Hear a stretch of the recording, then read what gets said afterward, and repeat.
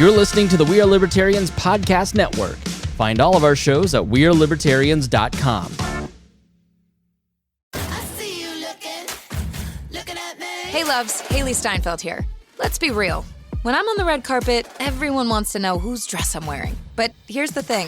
We're so focused on those details, we're missing something that's actually way more important. Breast health.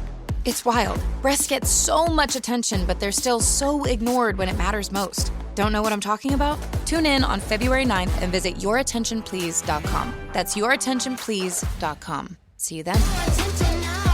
Welcome to the Chris Spangle Show. My name is Chris Spangle. You are listening to this program on the We Are Libertarians Network. Please be sure to check out all of our shows at wearelibertarians.com. And if you like this show, please share it on your social media. Be sure... Oh, Mittens is now trying to eat the microphone. Stop that. Okay. Sorry about that. Sometimes my co-host gets a little rowdy here. Please be sure to share it. You guys have been great about sharing all of the various shows and tagging us in it, and we'll make sure to retweet you and spread the word. And thank you for doing that. We really do appreciate it.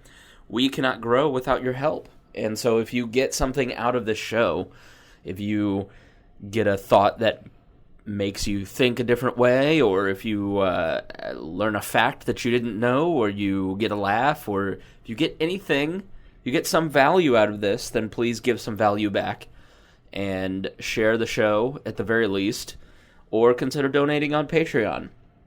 That is how we keep going and how we keep doing this. And I've not hit my target of doing this show every single... I've put out a show for every single day, but it's not been on the day, and that is part of the reason is that I've got a day job, and I've got a full life, and if I could do this full time, then, man, you guys would be overwhelmed with content. You would hear so much more, and I could put together a staff, and we could grow this thing into the biggest libertarian media outlet, heck, the biggest media outlet in America. But we can't do that without your financial support, so please do that at wearelibertarians.com/support. Okay, so want to read you something I wrote over the weekend. I'm practicing my column writing and posting something on the weekends. And I've been thinking a lot about identity politics and why is it so prevalent? Why is this something that we are now dealing with? And, I was reading this... I was actually reading Rules for Radicals by Saul Alinsky this weekend, and it kind of clicked for me in a quote, which I'll read in a bit. But it also ties back into the Greg Easterbrook, It's Better Than It Looks, that we talked about on the program on We Are Libertarians a week or two ago. Everything is going really well if you're a human being. It is never, you've never had a safer time to be alive. I mean, if you make $30,000 and live in the Midwest, then you live better than Henry VIII did. You have better health care, you have better food, you have better sewage, you have better everything. I mean, you really are living a fantastic life compared to even the most wealthy of 500 years ago, even 200 years ago.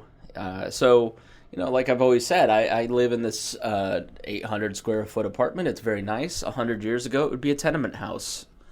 And I'd probably be living with several family members in close quarters in a single room. If it were 200 years ago, I would have had to build the house myself in a log cabin on this location. So, human progress is speeding up. So, by every measurable standard, the world is improving for its inhabitants. With less war, disease, and famine, over 7 billion humans can survive on a planet using less land for agriculture while producing more. There has never been a safer time to be a human in all of history. So, I have to ask myself, why do we feel like everything is terrible? In my opinion, it's due to a concerted effort from demagogues within colleges, media, and politics to make us think things are terrible to create multiple crises. It is easier to control a population when that population is emotional and angry. As Noam Chomsky says, propaganda is to democracy what violence is to dictatorship. So why does the left focus on identity politics, and now, obviously, the Trump wing of the Republican Party and the right. Given the stability of the world, there aren't egregious large-scale societal issues of poverty, injustice, and government oppression in America. I'm not arguing that all of our problems are solved, because there are still many societal imbalances in our economy and criminal justice system. They aren't as apparent as zero registered African American voters in Mississippi, or substantial portions of Americans not having access to power and sewage, as in the 1950s. In the absence of evident crises, radicals must create discord to provoke society into action. Take this quote from Saul Alinsky's Rules for Radicals. If you don't know who he is, Alinsky was a 1960s political figure that worked for the mob and decided to translate their tactics to modern politics. Hillary Clinton was so inspired by her that she wrote her senior thesis on his ideas. Alinsky, in his book Rules for Radicals, said, "Men don't like to step abruptly out of security of familiar experience. They need a bridge to cross from their own experience to a new way. A revolutionary organizer must shake up the prevailing patterns of their lives, agitate, create disenchantment and discontent with the current values, to produce, if not a passion for change, at least a passive, affirmative, non-challenging climate. In other words, manipulate people through propaganda and political action to make regular people believe things are terrible, so they will try to solve the problems you've made up by giving you control over their lives. If they don't become an ally, then ensure they can't or won't speak up and oppose you." And we outlined how that happens in previous Chris Spangle show. And I will say, Alinsky's book, reading through it, it is interesting. He talks about a voluntary society and a society built on voluntary principles. So there are things in his book where I think libertarians, when you read it, it's not as scary as, the Glenn Beck of 2011 made him out to be. But definitely somebody that we disagree with on certain political principles. There are very real imbalances in our society for women and minorities. These realities have been exploited by political opportunists on both sides to galvanize their base and create an us versus them mentality.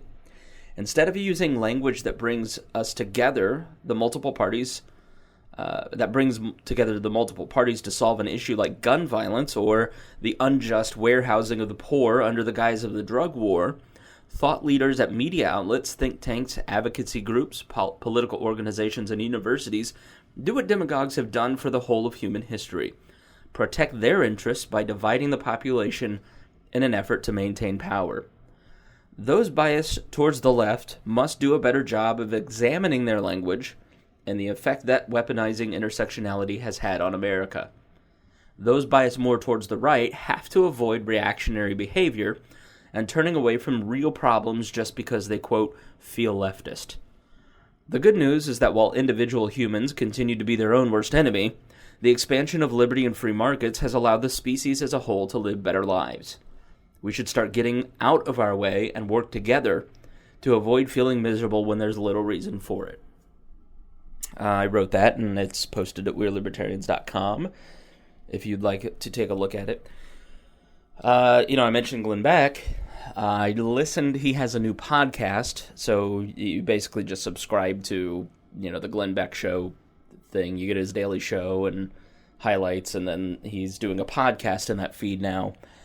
And he did an interview with a guy named Tim Ballard, who is a former FBI, CIA guy, Navy SEAL, and he basically helps rescue women and children from the modern slave trade. And they talked about, I think her name was Harriet Jones, and, the scourge of African slavery and then modern slavery as well. And it was a very, it wasn't a fun conversation to listen to, but it was riveting. It was just fascinating, and don't let Glenn Beck scare you away from this conversation, because I think it was truly important to listen to, and I think it was a really amazing conversation about a problem that is happening in our world today, and something that people are really waking up to.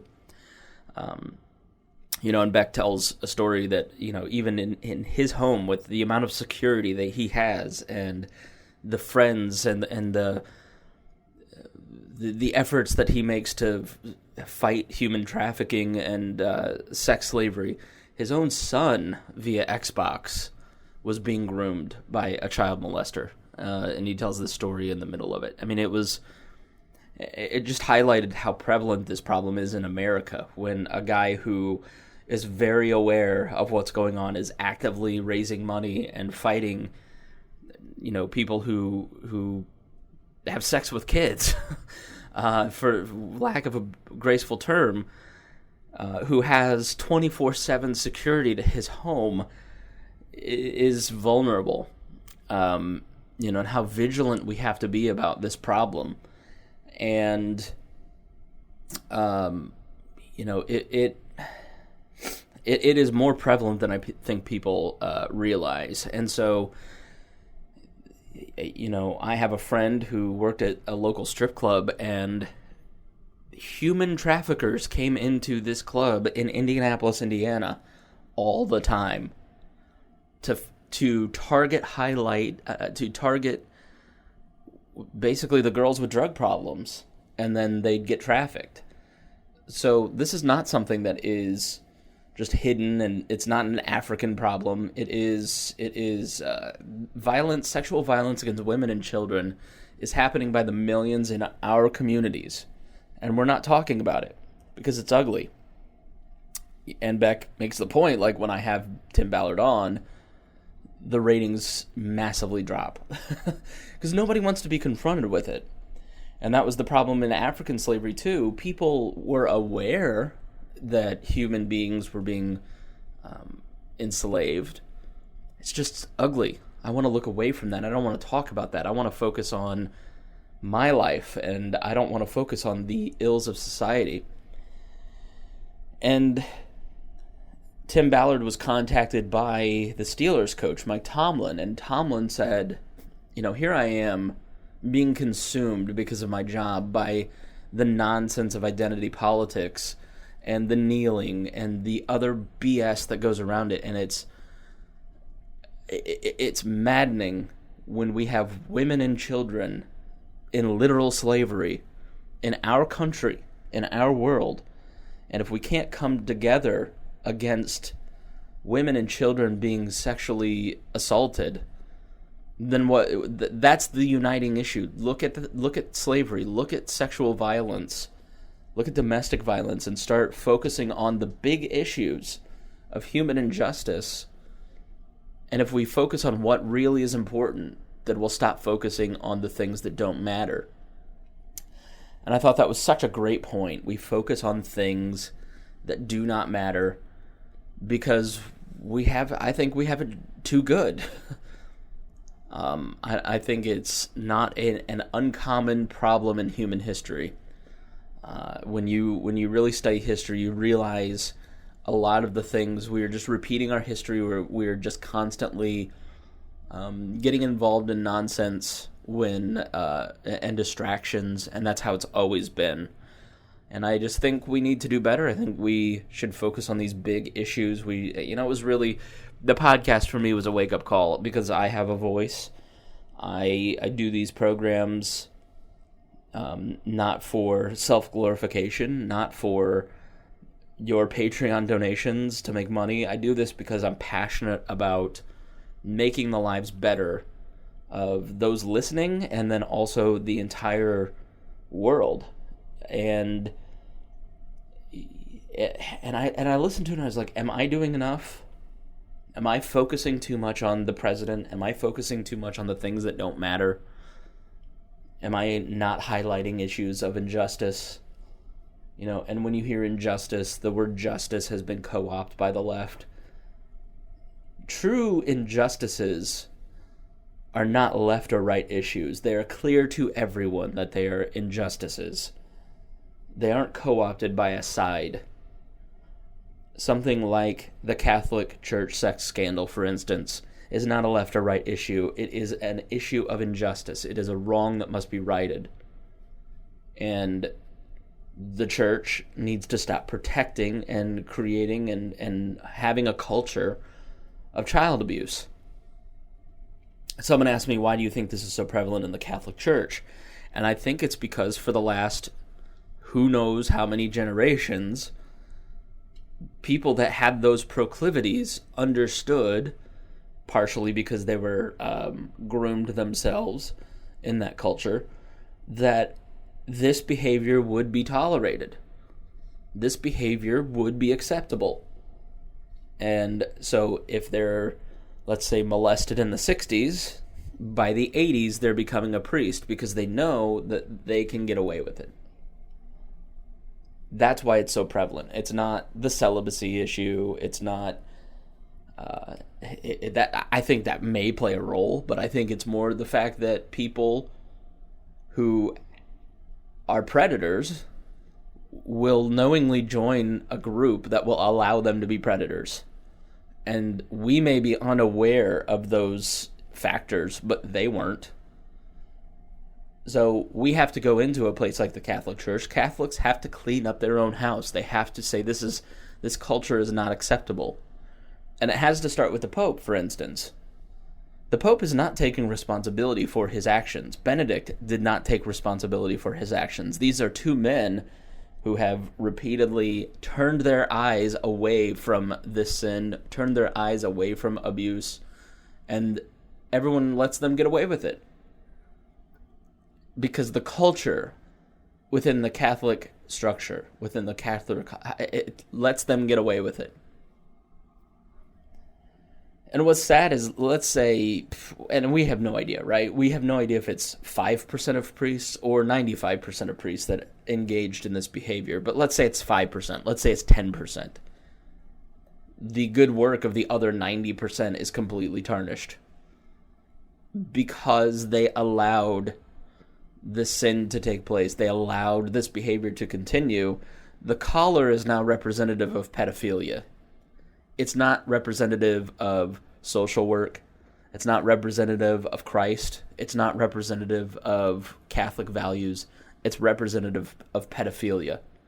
And it's because people were too cowardly to stand up for what's right.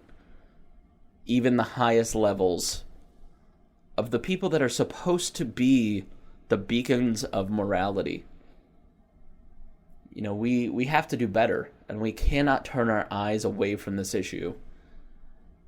It's just too important. It is the unspoken issue of our time. Human trafficking and sexual violence against women and children, and it has to be spoken about. And Tim Ballard made the point in this podcast. He said, you know what? Nobody had language for human trafficking in 2000. And here we are in 2018, and people have language to speak about it. They have organizations to fight it. We have, and you look at and his model is African slavery. He's like, if you look at the abolitionist movement, people use their gifts to start speaking up. You know, Harriet Beecher Stowe wasn't a smuggler like Harriet Tubman, but she could write, and so she wrote Uncle Tom's Cabin. And so people hear about the issue, they're moved to the issue, and they say, well, I'm a writer, well, I'm a speaker, well, I'm a smuggler, well, and eventually it grows into a movement that ends slavery. So I encourage you to listen to that podcast. I'll link it in the show notes. I encourage you to be more vocal about your principles and what you care about. I think it is just crucially important. All right, thank you for listening to this episode of the Chris Spangle Show, and I will see you, well, I want to say tomorrow, but I'll see you today, because I'm going to record We Are Libertarians and the Chris Spangle Show again today. So, all right, we'll talk to you soon. Bye-bye.